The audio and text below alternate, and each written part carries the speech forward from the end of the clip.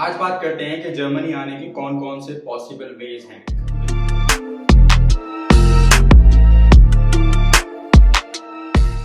तो one by one I will try to cover all the possible and feasible ways to move to Germany और उसकी major जो requirements हैं I will try to cover them, क्योंकि it is not possible कि एक video के अंदर सारे फीजिबल वेज़ भी कवर किए जाएँ और उनकी सारी रिक्वायरमेंट्स भी कवर की जाएँ। तो जो नेक्स्ट कैटेगरी है उसके अंदर ये सारी हेडेक्स नहीं होती हैं।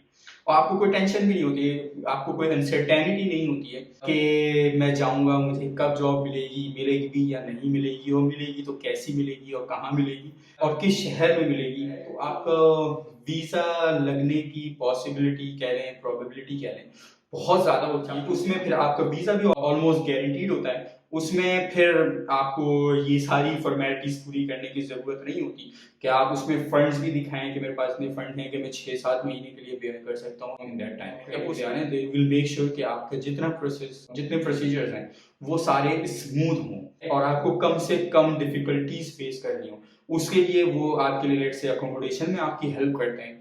देन यहाँ पर आने के बाद जितना भी पेपर या डॉक्यूमेंटेशन के प्रोसीजर्स होते हैं या प्रोसेसेस होते हैं वो उसमें आपकी हेल्प करते हैं। सो इस वीजा में आप बहुत रिलैक्स होते हैं, मतलब अनसर्टेन नहीं होते। यू नो कि मुझे जाना है इस शहर में, वहाँ पे मेरी अकोमोडेशन अरेंज होगी जो आपकी इन चीज़ों में हेल्प करेगा। अकोमोडेशन में आपके देन फॉरेनर ऑफिस या इमिग्रेशन ऑफिस जिसे आप कहते हैं, उनमें जितने भी आपके प्रोसीजर या प्रोसेसेस होने या फॉर्मेलिटीज होनी है उनमें आपकी हेल्प करेगा। सो आपको पता है कि you don't have to do everything on your own. कोई कहता है कि मेरे पास बहुत ज़्यादा वर्क एक्सपीरियंस भी नहीं है, मेरे पास बैचलर्स नहीं है या मास्टर्स नहीं है या कोई लेट्स से एफएससी पास है या मैट्रिक है, तो वो कैसे यहाँ पर आ सकता है? तो उसके लिए भी एक तरीका है। उनमें इतनी ज़्यादा रिक्वायरमेंट्स नहीं होती कि आपके पास मास्टर्स होना चाहिए या 5-6 साल का एक्सपीरियंस होना चाहिए। एक ये भी तरीका है उन लोगों के लिए जिन्होंने बहुत ज़्यादा पढ़ाई नहीं करी हुई, जो या तो सिर्फ बैचलर्स किए हुए हैं या एफएससी किए हुए हैं या मैट्रिक किए हुए हैं। लेकिन इसमें एक रिक्वायरमेंट है कि इसमें लैंग्वेज की रिक्वायरमेंट है, जर्मन लैंग्वेज की requirement. I think that is B1 या B2 जो लेवल इनकी रिक्वायरमेंट होती है कि आपने ये किया हुआ हो।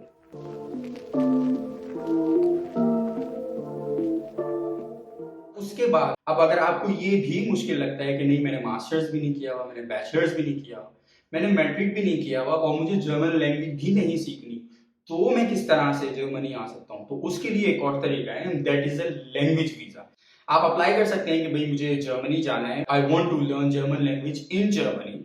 सो उसके लिए भी आपको वीज़ा मिल सकता है, लेकिन रिसेंटली वो वीज़ा थोड़ा-सा अब डिफ़िकल्ट हो गया है फॉर पाकिस्तानी पीपल, क्योंकि काफ़ी ऐसे वाक़यात हो चुके हैं इन रीसेंट पास्ट के लोग पाकिस्तान से जर्मनी आते हैं लैंग्वेज वीज़ा के ऊपर और फिर यहाँ पर आकर they get involved in different activities. तो अब वो थोड़ा-सा मुश्किल हो गया है, लेकिन अगर आप एक स्ट्रॉन्ग मतलब उनको एविडेंस प्रोवाइड करो या ऐसे एविडेंस हो कि आपकी इंटेंशन उनको बिल्कुल जिस पर उनको बिल्कुल कोई शक ना हो, so you can get that visa. Let's say कि you can get a conditional letter of the bachelor's program कि भाई मुझे जर्मन लैंग्वेज इसलिए करनी है क्योंकि फिर उसके बाद मैंने बैचलर्स करना है जर्मनी से और उसका कंडीशनल लेटर आपके पास हो या मास्टर्स का कंडीशनल लेटर आपके पास हो या लेट्स से स्टूडेंट कलीग का कंडीशनल लेटर आपके पास हो, सो दे नो कि इसने जर्मन लैंग्वेज करनी है क्योंकि it is a pre requisite for the let's say bachelor's program in which he is intended to get admission in future या ये prerequisite है इसके मास्टर्स प्रोग्राम का। सो दे आर श्योर कि जो इंटेंशन आप इनको शो कर रहे हो आप आगे जाकर भी उसी पे रहोगे और उसी को कंटिन्यू करोगे और पिछले जो कुछ लोगों ने गलतियां की हैं रीसेंट पास्ट उनकी तरह जाकर डिफरेंट एक्टिविटीज में इन्वॉल्व नहीं हो जाओगे।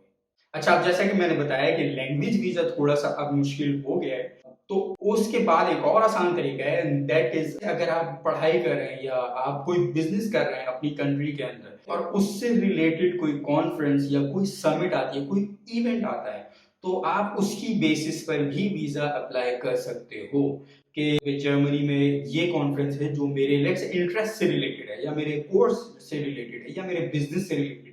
So that is the reason why I want to go to Germany for this time duration.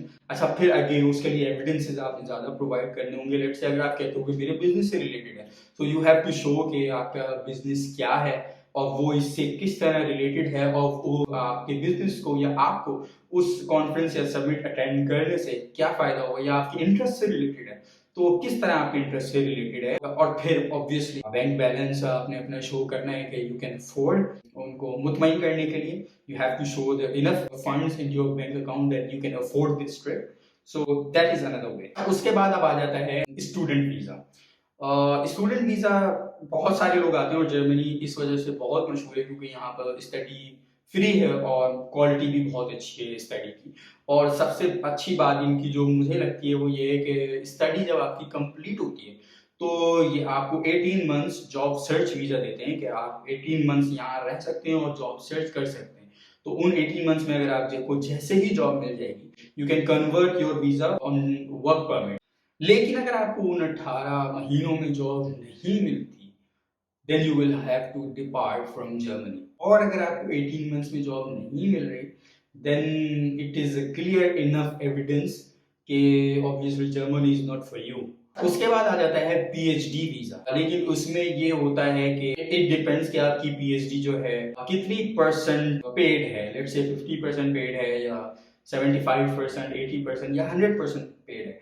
So you can earn in between I guess 1000 to 2000 or even in some cases 2500 euros per month which is average salary of an employee in Germany। उसके बाद जो बहुत interesting मुझे लगा वो है freelancer visa. ये वो वे है जो मुझे पता ही नहीं था।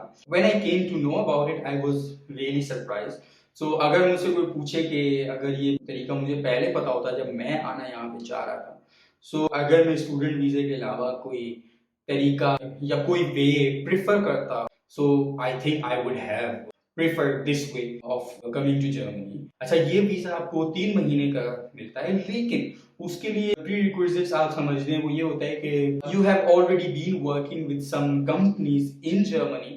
लेट्स से आप 3 से 4 कंपनीज के उनको लेटर दिखाएं कि you have already been working with this company for quite a long time तो आपको 3 साल का वीजा मिलता है and then you can come here and then you can work for the same company as a freelancer. और may be possible उन companies के लिए अगर आप फ्रीलांस काम कर रहे हो और अगर आप यहाँ पे आए then you can contact them that you are now here permanently maybe they hire you permanently.